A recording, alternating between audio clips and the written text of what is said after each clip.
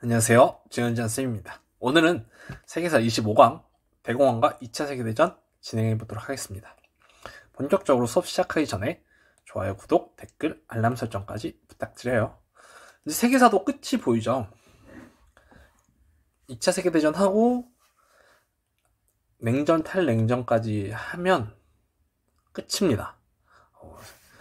그래도 이 긴 강의였는데 열심히 따라와줘서 감사하고요.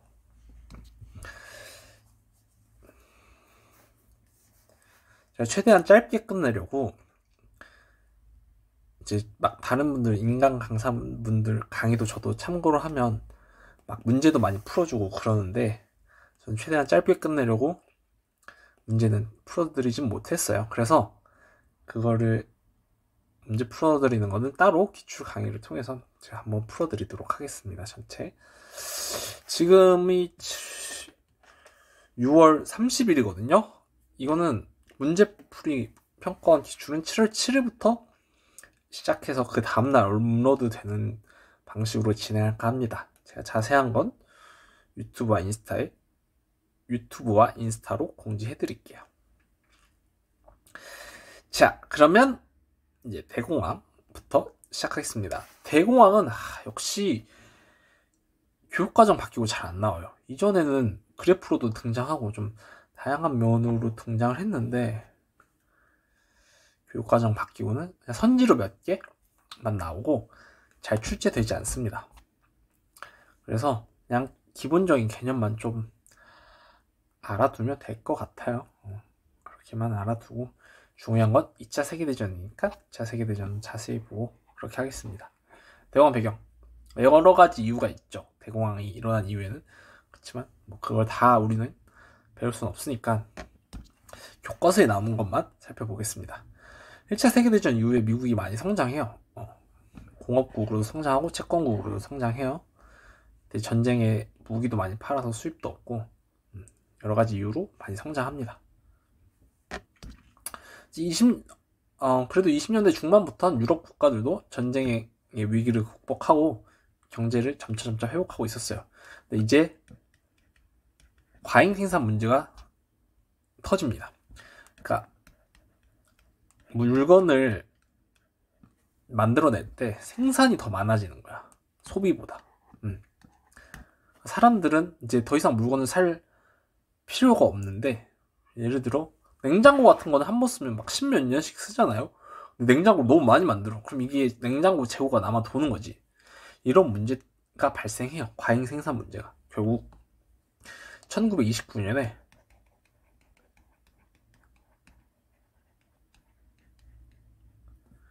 글씨 너무 못 쓴다, 그쵸?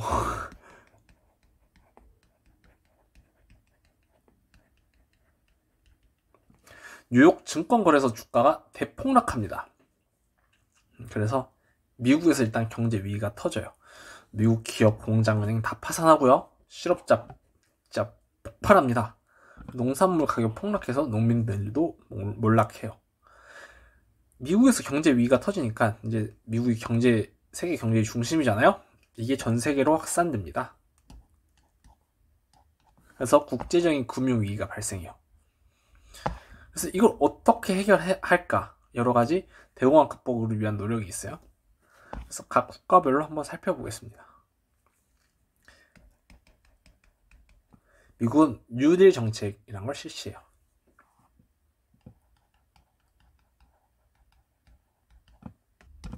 루즈벨트 대통령이 주도를 하는데 이때 케인스라는 경제학자의 주장을 수용해요. 그래서 정부가 시장 경제에 적극 개입해야 된다라는 정책입니다. 그래서 정부의 지출, 정부가 돈을 좀 써서 시장을 부양해야 된다. 이런 주장입니다. 그래서 시장의 구매력을 높이자. 이해 가나요? 사람들이 돈이 없죠, 지금. 이 당시에. 그러니까 시민들에게 어떤 방법으로든 좀 정부가 돈을 써서 시민들에게 돈을 나눠주면 이 시민들이 돈을 쓰지 않겠냐. 그래서 시장의 구매력, 사람들이 구매할 수 있는 능력을 향상시켜주자. 이게 케인스의 주장입니다. 아시겠죠? 그럼 구체적인 내용 살펴보겠습니다. 일단 교과서에서는 이렇게 많아요. 근데 시험에는 와그너법이랑 최근에 대규모 공공사업 이 정도만 등장했어요. 그래서 나머지는 한번 읽어보세요. 그래서 와그너법은 최저임금제를 도입했고 최고 노동시간도 규정을 했고요.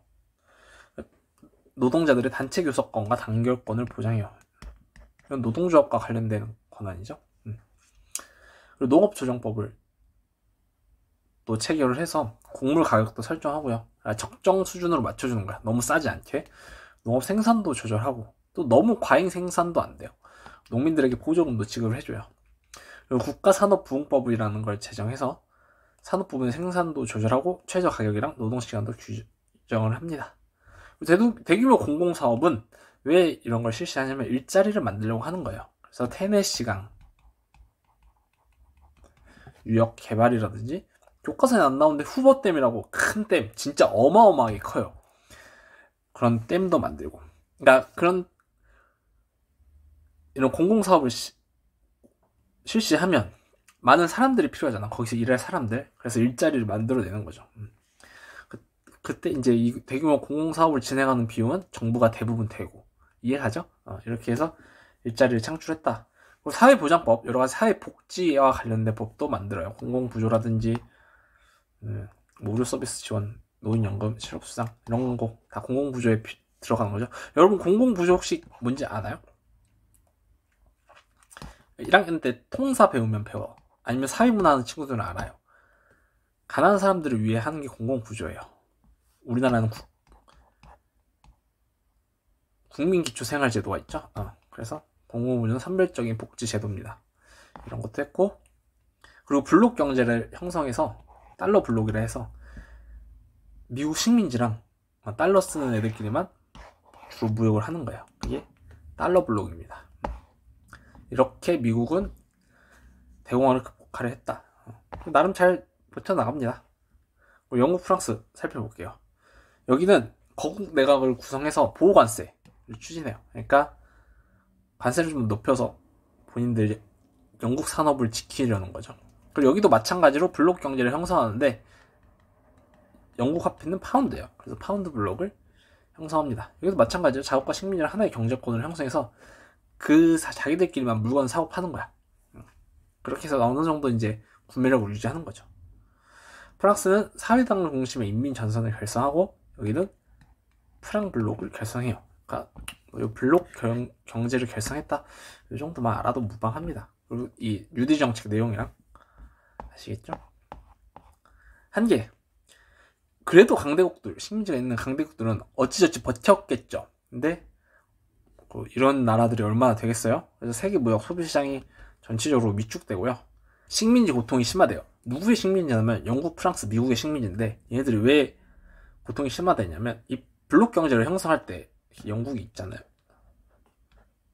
그냥 여기 하나의 식민지가 있다 치자.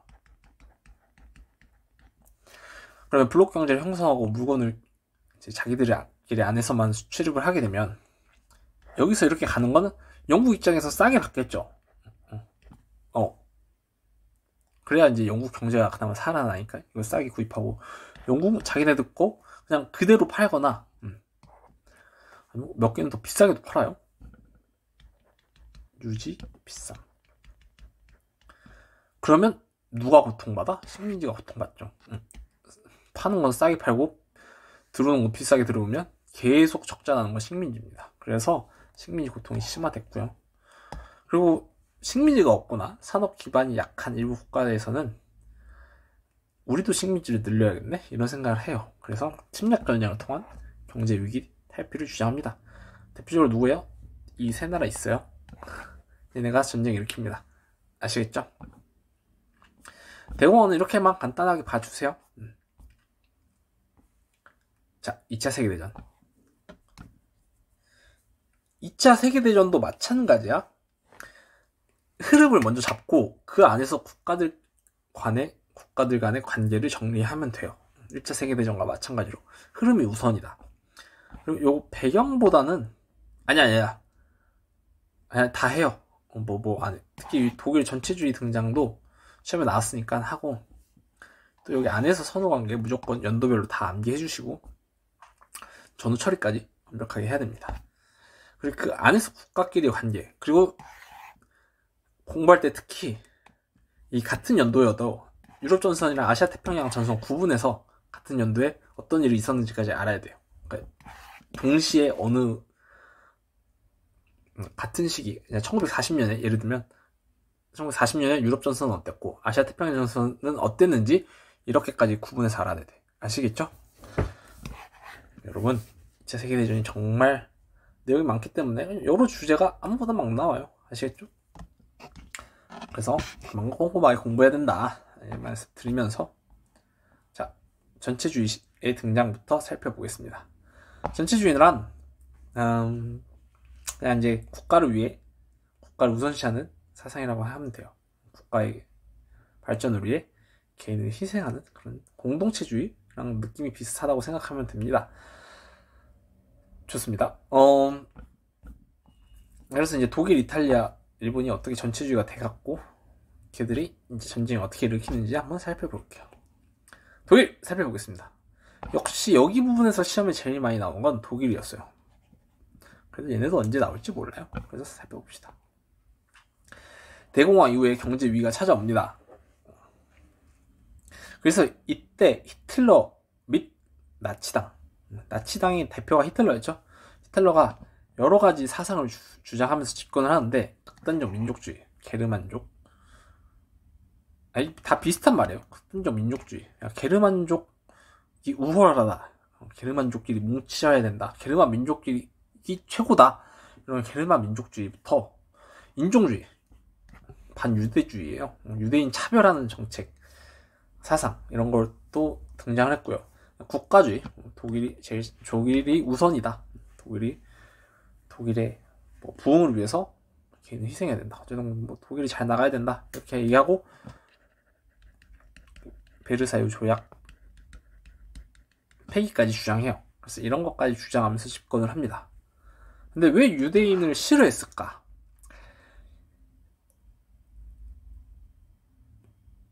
유럽 애들은 원래 유대인을 싫어했어요. 왜냐면 이제 유대인들은 몇 가지 특징이 있어요. 일단 종교적으로는 유대인 이외의 다른 종교를 그렇게 인정하지 않아요. 자기네들이 어쨌든 조금 뭐라 그럴까? 내가 유대교를 믿어본 적은 없고 유대인 만나본 적도 없어서 잘 몰라요. 그런데 그냥 배운 바로만 얘기하면 자기네들이 어쨌든 가장 우월하다, 가장 진짜 종교 같은 종교랄까? 이런 우월의식이 있는 것 같아. 그래서 유대교는 유대인들만 믿을 수 있죠. 그리고 유대인들은 또 유대인들끼리만 결혼을 하고, 그런 배타적인 모습, 그러니까 다른 민족과 선을 긋는, 좀 선을 확고하게 긋는 모습이 심해요. 그래서 유럽에 또 유대인들이 많았는데 별로 그렇게 다른 민족들이나 다른 유럽인들이 유대교를 좋게 안 봅니다. 그리고 유대교 애들이 똑똑해서 잘 살아요. 게다가 독일에서도 좀 여러 잘 나가는 직업을 많이 갖고 있으니까 이런 경제적으로도 시기 질투가 있었어. 경제적으로 잘 사니까 시기 질투가 있었어. 근데 히틀러 이전까지는 싫어하더라도 그렇게 무자비하게 학살하진 않았어요. 근데 히틀러가 이런 걸 주장하고 들어서고 집권을 하고 점차 권력이 강화되니까 이 독일 내부에서 공공의 적을 만든 거야. 자기가 집권하기 위해서. 봐봐. 어쨌든 유대인은 소수예요, 소수. 절대적으로 머릿수가 적죠. 대다수는 누구겠어요, 독일에서? 게르만족이죠. 히틀러가 게르만족이여 단결하라 이렇게 하면 와 막 한단 말이야. 그리고 이제 우리는 저 소수의 유대인을 탄압해야 된다 이렇게 해요. 처음에는 그래 뭐 유대인들 싫어하니까 그래도 그렇게 히틀러를 찍어줬어. 근데 히틀러가 정권을 잡고 계속해서 본인의 정권 유지를 위해서 반유대주의 정책을 지속해 나가는 거야. 그러니까 유대인을 싫어하는 게르만족들이 그래야 나를 찍어주지. 이해가요? 이게 혐오 정치예요. 혐오 정치. 누군가를 싫어하는 마음을 가지고 자기 인기를 얻는 거죠. 이해가요? 그렇게 해서 점차 반유대주의 정책을 강화하다가 결국에는 그냥 아무 이유 없이 유대인을 학살하는 지경까지 가는 거예요. 이러면 되겠습니까? 그 유대인들이 이런 이유가 있다 해도 아무런 죄 없이 그렇게 몇백 명도 아니야. 600만 명 가까이 돼요. 그런 600만 명 가까이 되는 유대인을 아무 이유 없이 그 가스실에서 죽이는 게 옳다고 생각을 합니까? 저는 그래서 히틀러가 그렇게 역사적으로 안 좋은 평가를 받죠. 그러니까 지금도 보면 그래. 누군가를 혐오해서 얻는 정치는 결국엔 전쟁으로 아니면 누가 결국 피를 보는 상황까지 가요. 그러니까 우리가 역사를 배우는 이유가 뭘까 나는 고민을 많이 하거든요. 역사를 왜 배워야 하나? 사실 명확한 답은 없어요. 그래도 우리가 역사에서 배울 수 있는 게 있으면 배울 수 있는 건 이런 거 안 해야 되지 않겠습니까? 요즘 세상이 먹고 살기 힘든 거 저도 다 알고, 저도 먹고 살기 힘든 거 힘든데도 막 타인을 그렇게 혐오하고 갈등 조장하고 저 사람 눌러서 내가 잘 돼야지 이런 생각 갖고 있지 않아요. 그러니까 우리 모두 좀 다 같이 잘 살아보는 그런 마음을 가졌으면 좋겠어요. 나와 생각이 다르다 해서, 나와 성별이 다르다 해서, 나랑 나이가 다르다 해서 상대방을 그렇게 혐오하고 갈등 조장하고 이렇게 갈등을 조장한다 해서 결국 그래 내 목소리가 커서 이겼다 칩시다.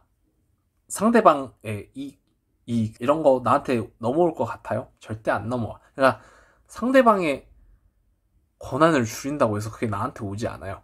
그러니까 여러분 너무 서로 그렇게 막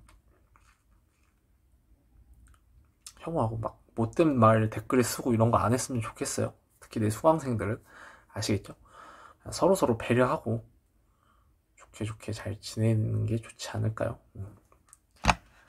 정치도 그래요. 요즘도 이렇게 혐오 정치하는 사람들 많죠. 전 세계적으로 우리나라나. 그러니까 이런 거 좀 잘 분별하는 그런, 우리가 세계사를 배웠잖아요. 그러니까 역사를 배우고 세계사를 배웠으니까 나름 저는 세계사 배운 학생들은 지성인이라고 생각해도 되겠죠. 우리 지성인이니까 이런 혐오 정치하는 사람들에게 관심 가져주지 맙시다. 그게 하고 싶었어요. 홀로코스트에 관한 책 또 한번 보면 너무 잔인하고 그래요. 근데 그 사람이 내가 될 수도 있어. 그리고 여러분 꼭 내가 그 혐오의 대상이 안 될 수는 없으니까 이제 서로 좋게 지내봅시다. 아시겠죠? 저 쓸데없는 얘기가 길었네요. 바로 다시 수업 시작하겠습니다. 그래서 나치당이 집권하고 결국 32년에 나치당이 독일에서 1당으로 등극을 합니다. 가장 의석수가 많은 당이 돼요. 게르만족 국민들이 대다수 나치당을 찍어줬다고 생각하면 됩니다. 그리고 33년에 히틀러가 총리에 취임하고 국제연맹에 탈퇴해요. 그 다음 34년에 총통에 취임합니다. 총리보다 총통의 권한이 더 세다고 생각하면 돼요. 그리고 독일이 재무장을 선언합니다. 베르사유 조약 때 군비 축소당해서 거의 군대가 없었거든요. 근데 이때 재무장을 선언하면서 군비를 확산합니다. 그리고 게스타포, 비밀경찰이나 친위대를 창설해서 국민들의 사생활을 통제하기 시작해요. 그리고 비무장지대였던 라인란트라는 지역을 침공합니다. 여기 있나? 없네. 여기가 독일과 프랑스 사이에 있는 지역이에요. 여기를 독일이 침략합니다. 독일은 이제 히틀러가 취임을 하고서부터 서서히 유럽 내에서 영토를 확장해가요. 이것 때문에 결국 2차 세계대전을 발발했다고 생각하면 됩니다. 아시겠죠? 다음 이탈리아를 볼게요. 이탈리아는 1차 세계대전 승전국인데도 이득이 별로 없어. 중간에 넘어왔다고 해서 이득이 별로 없었고요. 역시 1차 세계대전 이후 경제 위기도 찾아오고 그런 것 때문에 노동 농민 운동도 좀 격화됩니다. 여러모로 사회적으로 정리되지 않은 혼란스러운 분위기였어요. 이때 무솔리니라는 인물이 파시스트 당을 조직해요. 그리고 로마로 진군해서 본인들이 권력을 장악합니다. 그걸 무솔리니의 로마 진군이라고 표현을 해요. 이후에 파시스트당 일당 독재 체제를 구축하고요. 다른 정당들을 다 해산시켜. 그다음에 이제 대공황 이후에 경제가 더 어려워지니까 국가 지상주의와 군국주의, 그러니까 전체주의라고 생각하면 돼요. 군대를 앞세워서 대외 팽창도 선언하고 전쟁을 국가의 주 목적으로 삼는 군국주의가 강화됩니다. 그래서 35년에는 에티오피아를 다시 침략해요. 우리 에티오피아가 이탈리아 침략 한번 막아냈다. 제국주의 때 배웠었죠. 이번에 다시 침략을 하고 37년에는 국제연맹까지 탈퇴합니다. 이탈리아도 이렇다. 근데 은근 2차 세계대전에서 이탈리아에 관한 내용이 점차 출제되고 있거든요. 그래서 무솔리니도 언제 나올지 몰라. 여기까지 알아둡시다. 아시겠죠? 자, 일본 보겠습니다. 일본도 대공황 이후에 경제 상황이 좋지 않아요. 그래서 대외 침략을 통해서 경제 위기를 탈피하려고 합니다. 31년에 만주 사변, 만주를 침략했죠. 그 만주를 차지해서 만주국을 수립하고요. 만주국은 일본 꼭두각시 국가라고 생각하면 됩니다. 별도의 국가지만 일본 말 무조건 듣는 국가예요. 그리고 이제 군부 강경파들이 쿠데타를 일으켜서 군국주의를 가속합니다. 그래서 더 대외 침략을 확산하려고 하는 거죠. 그래서 군부랑 재벌이 손잡고 산업화랑 군부 확장을 추진하고요. 일본이 33년에 먼저 국제연맹을 탈퇴합니다. 독일이랑 일본이 33년, 이탈리아는 37년에 탈퇴를 했다. 그리고 37년엔 중일전쟁을 일으켜서 난징도 공격하고 난징 대학살까지 자행을 했다. 이렇게 보면 되겠습니다. 자, 2차 세계대전. 지금까지 배운 건 이전에 전체주의 사상이 어떻게 유럽이랑 일본에 확산됐는지 살펴봤고요. 2차 세계대전의 직접적인 배경 살펴보겠습니다. 36년에는 에스파냐 내전이 있어요.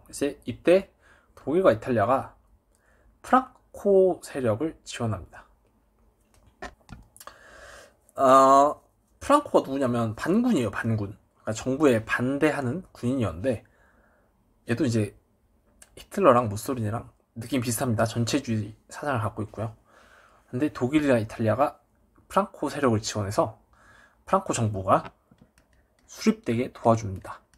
쿠데타를 도와준 거죠. 에스파냐에서. 그래서 프랑코 정부가 수립돼요. 이때 독일이랑 이탈리아는 우리가 뭘 해도 영국, 프랑스가 가만히 있네? 이런 생각을 했어. 그게 크죠. 그래서 이제부터 좀 더 본격적으로 전쟁을 실시하려고 합니다. 그래서 37년에 삼국 방공협정을 체결해요. 축국 동맹이야.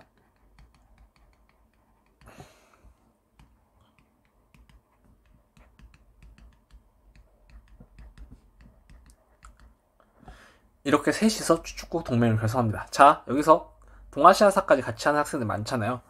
헷갈리면 안 됩니다. 제가 동사에서도 얘기했죠. 세계사에서는 37년 삼국 방공협정이 출제되고요.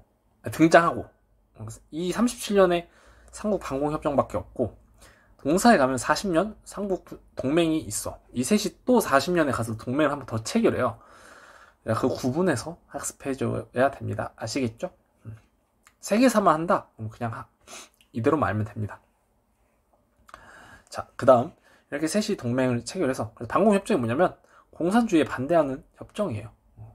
그리고 축국은 자기네들이 세계 중심, 주축이 되는 동맹이래요. 뭐 이게 약간 자뻑 이런 게 있나봐.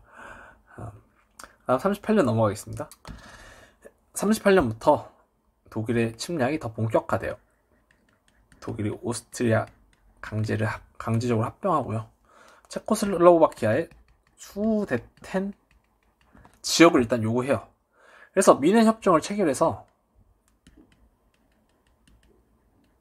영국, 프랑스가 수데텐 지방을 독일에게 넘깁니다. 대신 더 이상 영토 다른 거 요구하지 말라, 이렇게 합의를 했죠. 다 필요 없습니다. 협정이 다 큰 효과가 없었어요. 1년 뒤에 독일 곧바로 체코슬로바키아 전체 점령합니다. 그리고 폴란드 회랑지대까지 요구를 해요. 더 많은 영토를 당연히 달라고 하죠. 이제 영국, 프랑스가 더 이상 안 된다 그래. 그리고 이때 독일은 다른 데는 상관없는데 러시아가 너무 무서운 거야. 그래서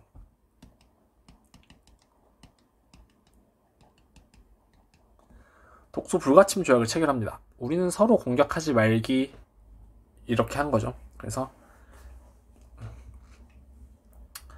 독일과 소련이 불가침 조약을 체결하고요. 이탈리아는 유럽에 또 알바니아라고 있어요. 알바니아를 보호합니다. 여기까지가 2차 세계대전 이전의 상황이에요. 그래서 2차 세계대전 연표 문제가 등장하면 이 2차 세계대전 이전인지 전개 이후인지를 많이 물어보거든요. 그래서 여기서 딱 끊어서 일단 요 앞에서의 연도 따로 암기해 주시고 뒤에서 연도 암기해 주시면 되겠습니다. 아시겠죠? 자, 그 다음 결국 독일이 체코슬로바키아도 점령했고 이탈리아도 알바니아를 보호했어. 독일은 이제 무서울 게 없어요. 그래서 마침내 본인이 원했던 폴란드를 기습 침공합니다. 결국 영국과 프랑스가 독일에 선전포고를 했고 2차 세계대전이 발발했어요. 자, 이제 1940년의 상황을 보면 유럽 전선에선 독일이 전쟁 직후 네덜란드, 덴마크, 벨기에, 노르웨이를 침략을 해요. 그리고 프랑스 파리까지 점령을 합니다. 그래서 프랑스 남부에 비시 정부를 수립해요. 이때 대빵이 누구냐면 페탱이에요. 페탱은 친독일파입니다. 그래서 이 비시 정부 역시 독일의 말을 듣는 독일 꼭두각시 정부라고 생각하면 돼요. 프랑스 남부, 프랑스의 친독일 정권이지. 그래서 프랑스 남부는 이미 독일한테 넘어갔다, 이렇게 이해하시면 되고요. 그래서 40년에 수립돼서 44년까지 노르망디 상륙전 전까지 존재했다고 이해하시면 되겠습니다. 그래서 이때 드골이라는 인물은 자유 프랑스, 독일에 저항하는 프랑스 세력을 이끌고 영국으로 넘어가요. 그래서 영국에서 망명 정부를 수립합니다. 그리고 독일에 저항하는 레지스탕스 운동을 전개해요. 그리고 이탈리아는 그리스와 북아프리카까지 침공합니다. 자, 여기가 유럽 전선이면 1940년 아시아 태평양 전선을 보겠습니다. 일본이 중일전쟁이 장기화되면서 전쟁 물자가 많이 부족해요. 석유 등.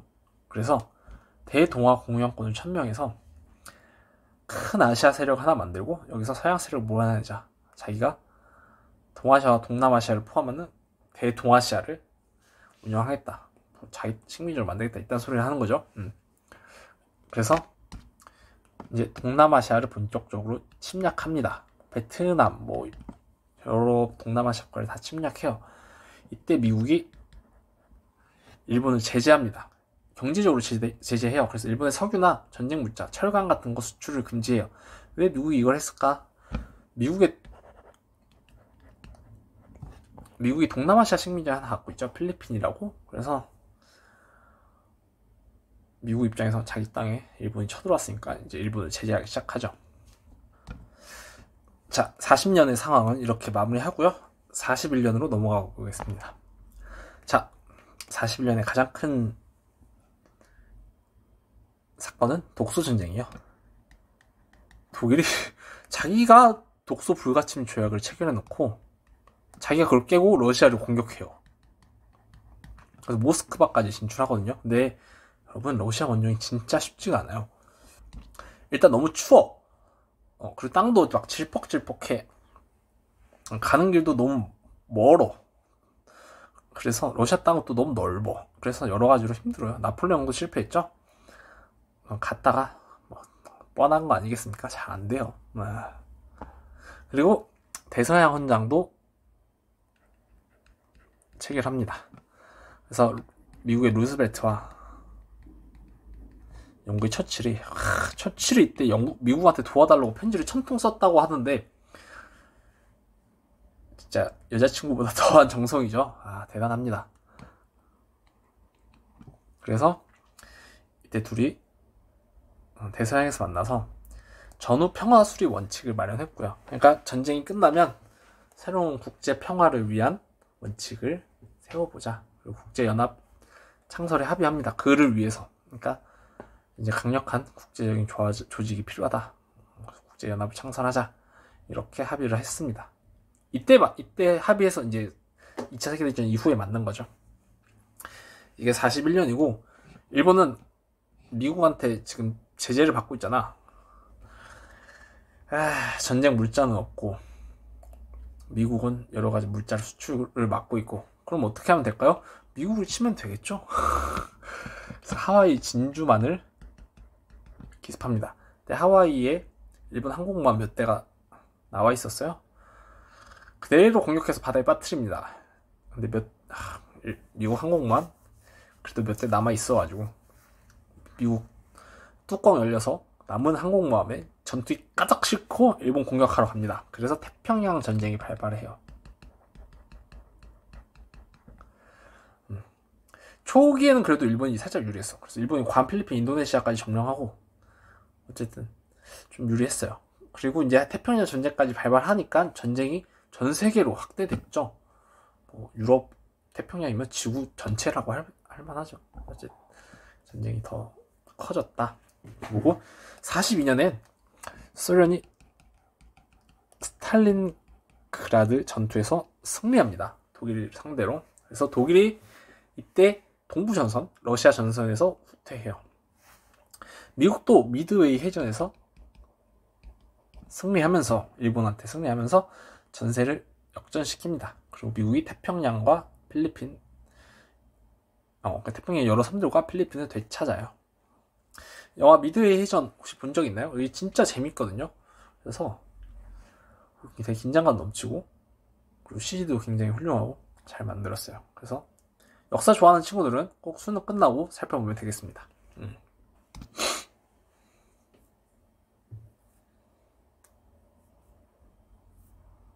이제 전세가 연합국 측으로 넘어갔죠. 유럽에서도 소련이 승리를 했고 태평양에서도 미국이 승리를 했어요.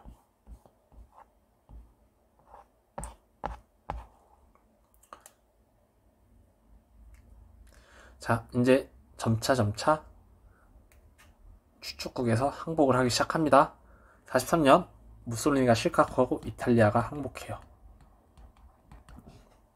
그리고 카이로 회담이 펼쳐지죠. 카이알포는 다음 페이지에서 자세히 볼게요. 다음 44년에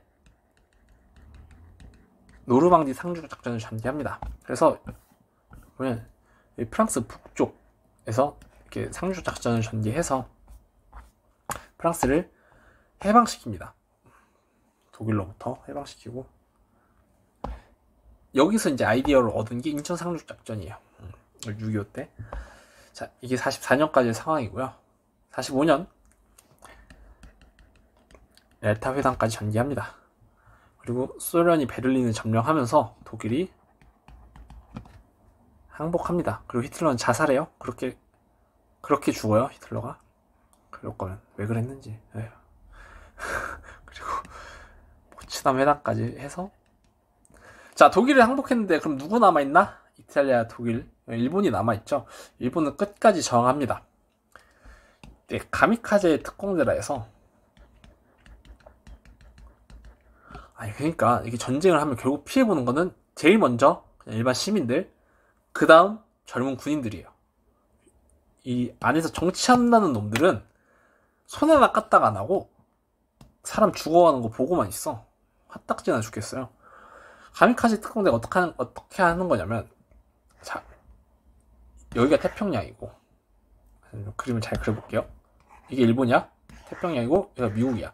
태평양에서 전쟁을 하잖아요. 일본에서 이 태평양으로 갈 수밖에, 다시, 태평양에서 보통 전투기가 여기서 전쟁을 하고 돌아와야 되잖아. 근데 전투기의 기름을 딱 여기 가는 기름만 넣어주는 거야. 편도 기름만 넣어줘요. 그러면 돌아올 수 없죠. 그럼 일본 전투기들은 어떻게 해? 그냥 가서 그대로 일본 함대에 추락하는 겁니다. 그게 자폭이에요, 자폭. 거기에 탄 일본 군인들은 무슨 잘못입니까? 그걸 꼭 그렇게까지 해야 됐을까? 나는 이해할 수 없어. 어쨌든 이렇게까지 저항을 해요, 일본이. 그래서 포츠담 회담에서 연합국이 일본한테 항복 안 하면 부셔버리겠다라고 경고를 합니다. 진짜 이게 마지막이야. 너 여기서 전쟁 안 끝내면 진짜 일본은 이제 없어질 각오해. 이렇게 얘기를 해요. 일본 항복 안 하죠? 그래서 진짜 이제 원자폭탄을 투하합니다.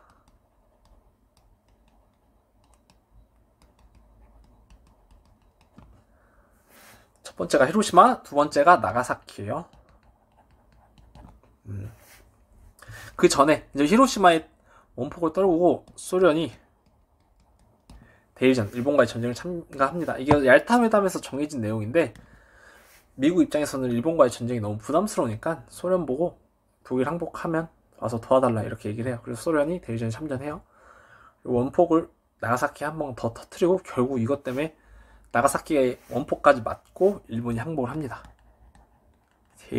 세상에 이걸 꼭 두 방씩 맞아야 항복을 할까요?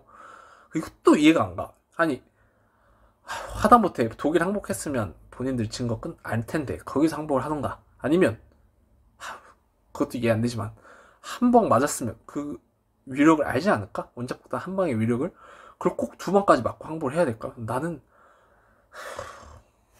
이해할 수 없어. 역사는 이런 거예요. 진짜 이해할 수 없는 일천지입니다, 여러분. 그냥 그런가 보다 하세요. 전쟁 일어나면 되겠습니까, 여러분? 그래서 안 됩니다, 여러분. 여러분들이 살아가야 할 대한민국은 더 좋아져야 돼요, 지금보다. 그렇기 때문에 전쟁 같은 거 그런 흠집 낼 수 없습니다, 이 한반도에. 아시겠죠? 자, 전쟁 결과 2차 세계대전 이후 살펴보겠습니다. 독일, 미 영푸소에 분할 점령 당합니다. 이거는 냉전 가서 다 자세히 살펴볼게요. 일본, 미군정에 의해 지배받아요. 대신에 샌프란시스코 강화 조약을 통해서 주권을 회복합니다. 그리고 미군정은 52년에 떠나요. 요거는 동사 내용에서 더 강조되기 때문에 세계사에서 그냥 가볍게만 보면 될 것 같고, 전쟁 중 평화회담, 아까 카이알포 다시 자세히 살펴보겠습니다. 카이로, 일단 포츠담. 미영중이 만나서 카이로 회담을 개최해요. 이거 외우는 거 알려줄까? 일단은 카얄포라고 이렇게 순서대로 외워요. 카얄포, 그 다음에 미영중, 미영소, 미영중소. 미 영국은 항상 들어가 있어. 중소, 중소 이렇게 외우면 잘 외워져요. 카이로 회담에서는 전후 일본 처리 문제를 논의해요. 그러니까 전쟁이 끝나고 일본은 어떻게 처리할지 이런 것에 대해서도 논의하고 일본의 영토 처리를 합의합니다. 그래서 이때 나온 게 한국의 독립을 이때 논의를 해요. 이때 장제스가 죄송합니다. 그 소리 들어왔죠? 죄송합니다. 이때 장제스가 많이 도와줘요. 그다음 얄타 회담, 미용소가 만나서 전후 독일 처리 문제를 논의합니다. 독일이 이제 얼마 안 남았어요. 2월이니까 5월에 독일에 항복을 하거든요. 독일 항복이 얼마 안 남았으니까 독일 어떻게 처리할지 논의를 하고요. 독일 항복하면 소련 보고 대리전 좀 도와달라 이렇게 얘기하고 소련이 참전하겠다고 합니다.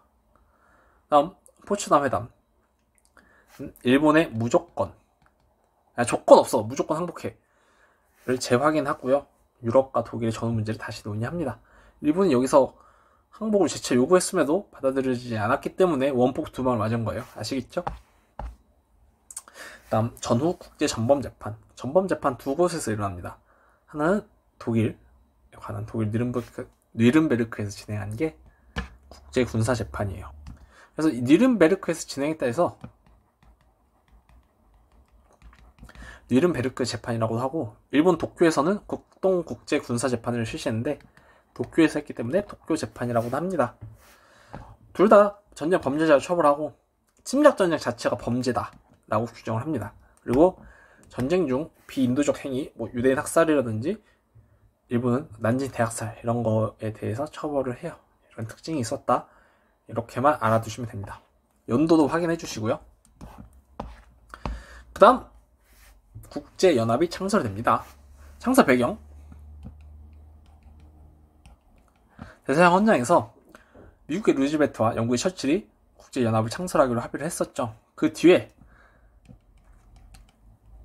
샌프란시스코 회의를 통해서 국제연합 헌장을 채택합니다. 요 위에 나오는 샌프란시스코 강화조약이랑 다른 겁니다. 여러분 꼭 구분해서 알아둬야 돼요. 여기서는 이제 국제연합 헌장, 국제연합의 가이드라인을 채택을 해요.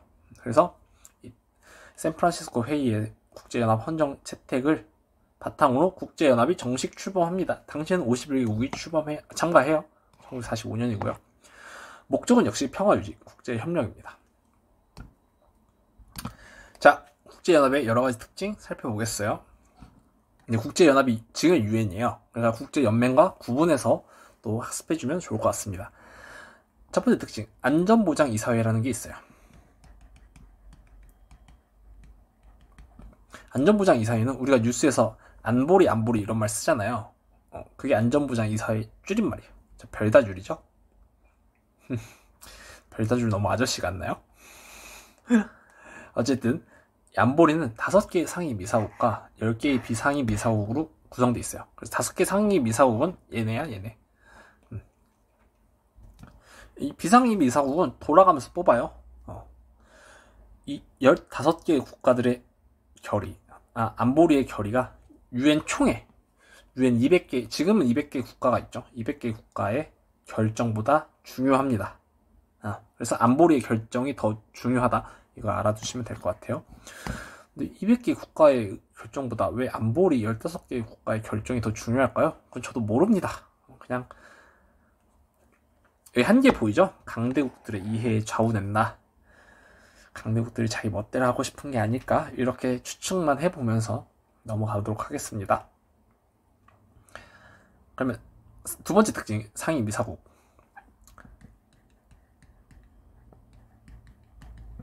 상위 이사국은 요 5개 고정이에요. 얘네들 항상 해먹어. 그리고 얘네는 요 15개 국가가 안보리 결의안을 내잖아요. 근데 한 국가라도 거부권을 행사하면 그걸로 끝이야. 그래서 중국이 싫다고 하면 그 빠꾸고 만장일치여야 돼. 정말 그 비효율적인 제도 아닐까요? 근데 이 5명, 여러분 진짜 사회생활 하다 보면 5명 의견 일치하는 게 너무너무 어려워. 5명이서 메뉴 하나 정하는데도 굉장히 오래 걸리거든요. 근데 하다못해 이런 국제적인 결정에 대해서 5명이 모두 동의한다? 저는 불가능에 가깝다고 생각합니다. 다들 이해관계가 너무 다르기 때문에 이렇게 너무 비효율적인 제도라고 생각을 해요. 5개 다 만장일치여야 될까? 쉽지 않은 것 같아요. 자, 그 다음 세 번째 특징은 무력제재. 국제 분쟁을 무력으로 제재가 가능해요. 그래서 국제연합군이라든지 평화유지군 이런 게 조직돼서 파견할 수 있습니다. 국제 분쟁에. 그래서 6.25 때 유엔군, 국제연합군이 한반도에 6.25 전쟁에 참전했죠. 그렇게 이제 군사적 제재가 가능합니다. 국제연맹 후 군사적 제재가 불가능했죠. 그래서 이 2개 구분해서 학습해주면 되겠습니다. 1개, 강대국의 이해에 좌우된다. 지금까지 살펴봤죠? 그런 특징이 있다. 자, 여기까지가 2차 세계대전 전후철입니다. 이렇게까지 해서 2차 세계대전 마무리하고요. 처음부터 다시 차근차근 학습해보고 또 모르는 거 있으면 언제든 질문 편하게 해주시면 되겠습니다. 자, 그러면 우리는 다음 마지막 강의를 향해서 나아가 보겠습니다. 다음 강의에서 만날게요. 안녕.